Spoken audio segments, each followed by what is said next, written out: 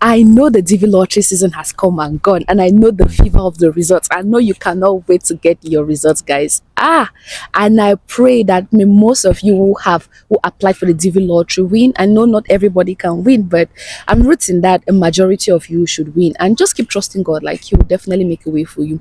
And today's video, I will be answering like the question on reasons why my visa can be denied even after I have won the DV lottery. Because guys, you might still win the DV lottery, yes, but you might still not be given the visa because of some things that or some mistakes that you made that is going to cause your visa to be denied. The first thing I'm going to talk about is inconsistency.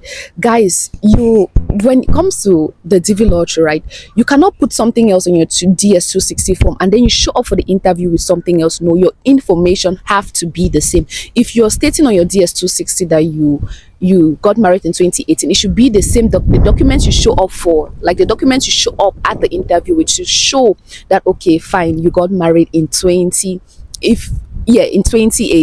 You should not have like mix mash information. If you got married in 2018 and that's what you put on your DS260 form, make sure it's the same information that 2018 that you are going to show up with. Like the documents you're bringing for the interview should be the same thing.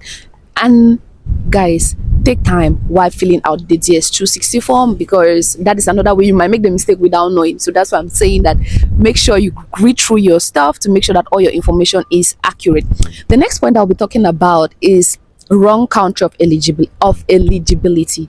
Guys, you cannot say country of eligibility means you were born in this country, right, and you are claiming eligibility in this country, because there are some countries that you are not eligible to go in for the DV lottery, but you still go ahead.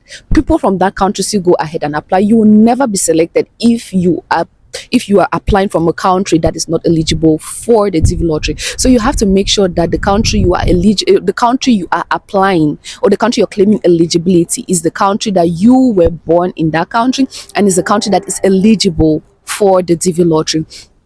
And another person also asked, like, so what if my country is not eligible? If I get married to somebody from an eligible country, can I still apply? In some cases, yes. I really don't know the countries, and I'm not going to say something I'm not quite sure about, but I know. I mean, I'm not going to list countries that I'm not quite sure about, but yes, there are countries that you can claim eligibility through marriage. So that is another way. That is another way. If you are to play next year or the year after, that's another way you can also claim eligibility. But the point I'm stating here is, if you claim a wrong eligibility, you will be disqualified.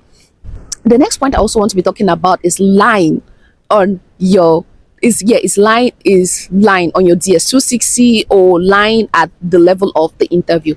Guys, like, after people that they don't tolerate lying, and there is always a way that they will know if you are lying. I mean, like the facts, like, because you bring your paperwork and the facts state the obvious. So you don't think that you will lie on your DS260 form, you show up with something else at the interview, and then you will still be qualified, or they will not know. Guys, they are going to know. That's what I want to tell you. They will know. So, for example, on your DS260 form, you state there that you are married, right?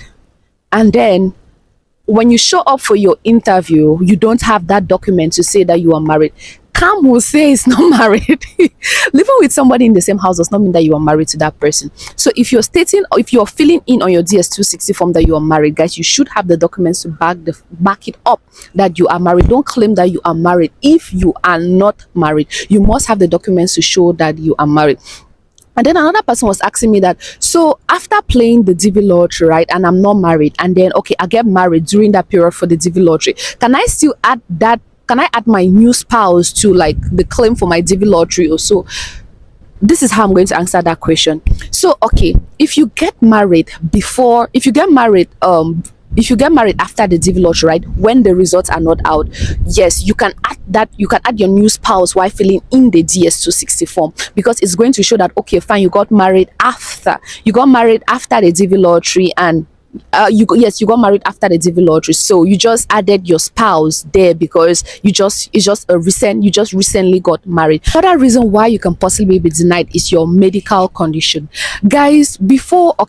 So after after you have won the DV lottery, after they have given you, like, because you have to go for your medical appointment before you go for the interview. Once you go for the medical appointment, there are some diseases that if you have those diseases, you will not be able to get the visa. They will tell you, it's not like they are point blank going to say, okay, fine, you are disqualified, we are denying you. They will not tell you that.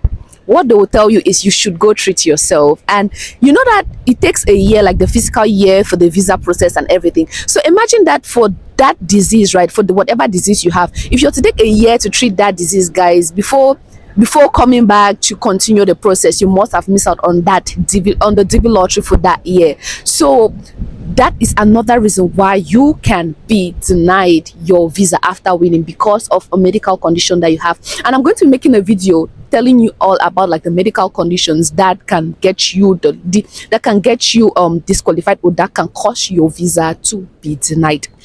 Another point I also want to mention is level of education and work experience.